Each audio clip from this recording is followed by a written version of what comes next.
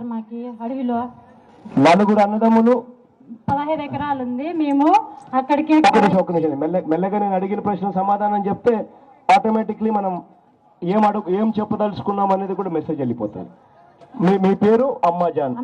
మీతో నలుగురు అన్నదమ్ములు. నలుగురు అన్నదమ్ములు ఒక్కొక్కరికి ఇంత చెప్పున 4 ఎకరాలు 3 ఎకరాలు, ఒక్కొక్కరికి 4 ఎకరాలు 3 ఎకరాలు చెప్పున వచ్చింది. ఇప్పుడు ఆ భూముల పరిస్థితి ఏమిటి తల్లి? ఎన్ని రోజుల నుంచి, ఎన్ని సంవత్సరాల నుంచి ఆ భూములు మీరు సేద్యం చేసుకుంటా? మా మామ వాళ్ళు చిన్న ఉన్నప్పటి నుండి సాగు భూమి చేస్తున్నాం సార్. మేము సాగు చేసుకుంటున్నాం సార్. ఎన్ని సంవత్సరాలు అందాసుగా? ఎన్ని సంవత్సరాలు? 15 సంవత్సరాలు, 20 ఏళ్ళ నుండి సార్. దాదాపుగా 20 ఏళ్ళ పై చిలుకునే నుంచి ఆ భూముల్లో మీరు వ్యవసాయం చేసుకుంటా ఉన్నారు. అంతా 50 ఏళ్ళ నుండి మా మామగారి తరం నుండి సాగు చేసుకుంటున్నాం. మామూలు గారి తరం నుంచి అంటే 50 ఏళ్ళ పై నుంచి సాగు చేసుకుంటున్నాం సార్. మీరు 20 ఏళ్ళ నుంచి మీరు చేస్తా ఉన్నారు. దానికన్నా ముందు మీ మామ వాళ్ళు అక్కడ 50 ఏళ్ళు 60 ఏళ్ళ కాదికి చేస్తున్నారు సార్. 50-60 ఏళ్ళ నుంచి అన్ని మీ మామగారు కూడా అక్కడ మీ మామగారు చేస్తారు. అక్కడ నుంచి మీకు వచ్చింది పిల్లలుగా వారసులుగా మీకు వచ్చింది. దానికి పేపర్లు డాక్యుమెంట్లు ఉన్నాయి తల్లి? ఉన్నాయి సార్. ఎక్కడున్నాయి తల్లి పేపర్లు డాక్యుమెంట్లు? ఇవేనా? ఇట్లాంటివేనా? ఈ పేపర్లు డాక్యుమెంట్లు ఏం తల్లి ఇవన్నీ? రూకల్ పేపర్లు సార్. రూకల్ కట్టినవి అవన్నీ. ఏం పేపర్ తల్లి? రూకలు పేపర్లు సార్. రూకలు పేపర్ సార్. రూకలు పేపర్లా? రూకలు కట్టినాం సార్ మేము. రూకల్ అంటే ట్యాక్సీలు కట్టిన పేపర్లు కట్టినాం సార్ మేము. ట్యాక్సీలు కట్టిన పేపర్లు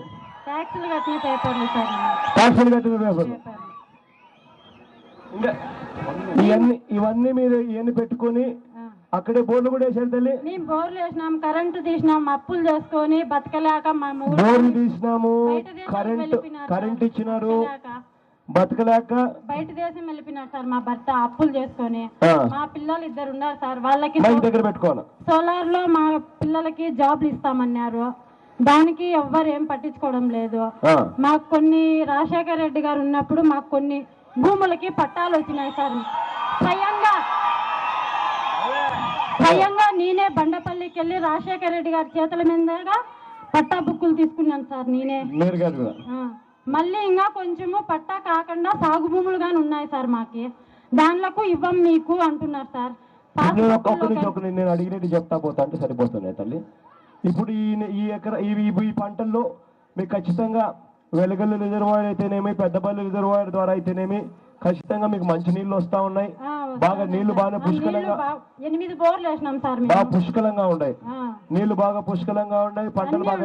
పంటలు బాగా పండుతా ఉన్నాయి.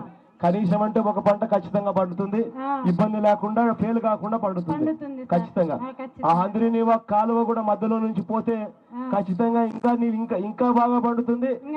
2 పంటలు కూడా వేసుకునే పరిస్థితి కూడా వస్తుంది. ఇప్పుడు మాకు ప్రతి చోట మాకు 1 సెంటు భూమి లేదు సార్. మొత్తం భూమి అంతా తీసేసుకున్నారు. ఇప్పుడు మా పిల్లలు మేము ఏమైపోవాలి సార్? మాకు మీరంతా ఏ కేటగిరీలో ఉన్నట్టు?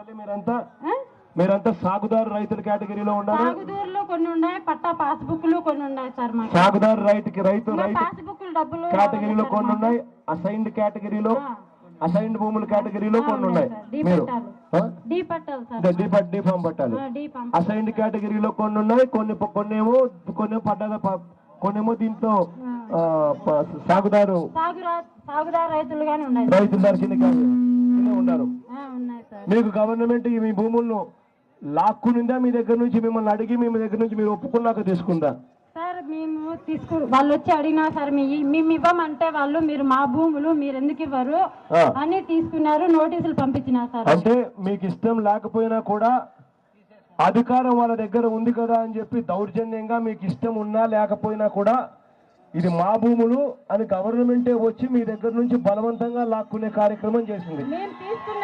మీరు ఇవ్వము అని చెప్పి మీరు చెప్పినా కూడా వాళ్ళు తీసుకుంటారు, మేము తీసుకుంటాము, మా డీ పట్టాలు మీకు సంబంధం లేదు అన్నారు. డీ ఫామ్ పట్టాలంటే ఆ సైడ్ భూములు ఇవి మావి, ఇది మా అత్తగారి సొత్తు ఇది, కాబట్టి మేము ఎప్పుడు పడితే అప్పుడు మేము తీసుకుంటాము అని చెప్పి తీసుకున్నారు బలవంతంగా.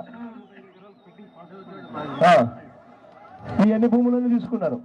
తీసుకున్న తర్వాత మీకు ఎంత ఇచ్చినారు తల్లి? మాకి ఎకరాకు వచ్చి 2,10,000 ఇచ్చినారు సార్. ఇంకా అందులో ఇంకా కొంత రావాలి సార్. వెళ్ళి అడిగితే మళ్ళీ వస్తుందని సంవత్సరం నుండి చెప్తున్నారు సార్. ఇంకా సంవత్సరం నుంచి అంటే పక్కన పట్టా భూములు ఉన్న వాళ్ళకు 3,25,000 ఇచ్చిన పరిస్థితుల్లో ఈ అసైన్డ్ భూములు అంటే వాళ్ళ అత్తగారు సొత్తు అన్నట్టుగా తీసుకున్న భూములు 2,10,000 రూపాయలు మాత్రమే ఇవ్వడమే కాకుండా దాంట్లో కూడా ఇంకా పూర్తిగా ఇవ్వాల. బోర్లకే 10-15 లక్షలు, కరెంటుకే 10-15 లక్షలు ఖర్చు పెట్టుకున్నాం సార్ మేము. బోర్లు కరెంటులకే ఇంతవరకు 10-15 లక్షల రూపాయలు ఖర్చు పెట్టిన పరిస్థితుల్లో వీళ్ళు ఇచ్చేది ముస్టేసినట్టు కేవలం 2 లక్షల రూపాయలు ఎకరాకి ఇస్తే ఏ మూలకు సరిపోయిన పరిస్థితుల్లో ఆ 2 లక్షల రూపాయలు కూడా ఎకరాకి ఇచ్చింది కూడా సరిపోలే సార్. మేమేం చేయాలి సార్? మా పిల్లలకి జాబు లేదు, ఏమీ లేదు, మేమేమైపోలే సార్. రైతు 2,10,000 ఎంత ఇచ్చినారు తల్లి? అందులో ఇంకా కొంచెం రావాలి సార్ మాకి. ఆ 2,10,000 కూడా పూర్తిగా ఇవ్వలేదు. ఆ దాంట్లో కూడా కొరత ఇస్తారు. కొరత వేసి మిమ్మల్ని బయటికి పంపించినారు. 4 ఎకరాలు వచ్చింది సార్. ఆ 4 ఎకరాలలో 2 ఎకరాలకి ఇచ్చినారు, ఇంకా 1 ఎకరాకు 2 ఎకరాలకి ఇవ్వాలి సార్ మాకి. కొంచెం ఇచ్చినారు, కొంచెం ఇవ్వలేదు. కొంచెం ఇచ్చినారు, కొంచెం ఇవ్వలేదు. కొంచెం ఇవ్వలే. ప్లస్ ఈ ప్రాజెక్ట్ ఎందుకు సార్ మాకు, మేము బోర్లు వేసినాము, మాకు ఇంత తక్కువ అమౌంట్ ఎందుకు ఇస్తాండారు సార్ అని పోయి అడిగితే దానికి కానీ పెండింగ్ పెట్టి ఇవ్వలేదు సార్ మాకి. బోర్లకు బోర్లు వేసిన తర్వాత ఇంత తక్కువ డబ్బులు ఇస్తే బోర్ల ఖర్చులు కూడా రాని పరిస్థితిలో మేము ఉంటాం.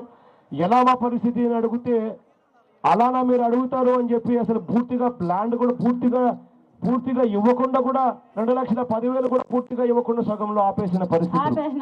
చంద్రబాబు నాయుడు గారు గట్టిగా ఈ స్టేజ్ నుంచి ఆయనకి వినపడేటట్టుగా ఏమన్నా ఆయన గడ్డి పెట్టే విషయంలో బుద్ధి వచ్చే విధంగా ఏమైనా చెప్తామో చెప్తండి.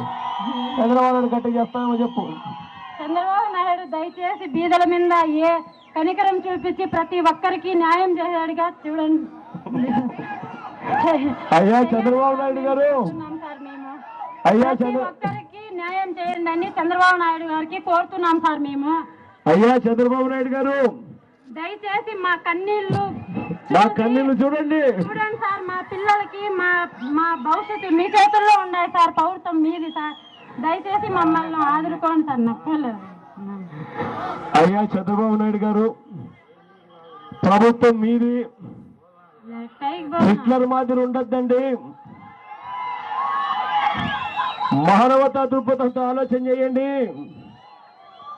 ఖచ్చితంగా మాకు నష్టపరిహారం అన్నా కనీసం ఇవ్వకపోతే మీరు పురుగులు పట్టిపోతారు అని చెప్పి కూడా చెప్తా ఉన్నారు గట్టిగా.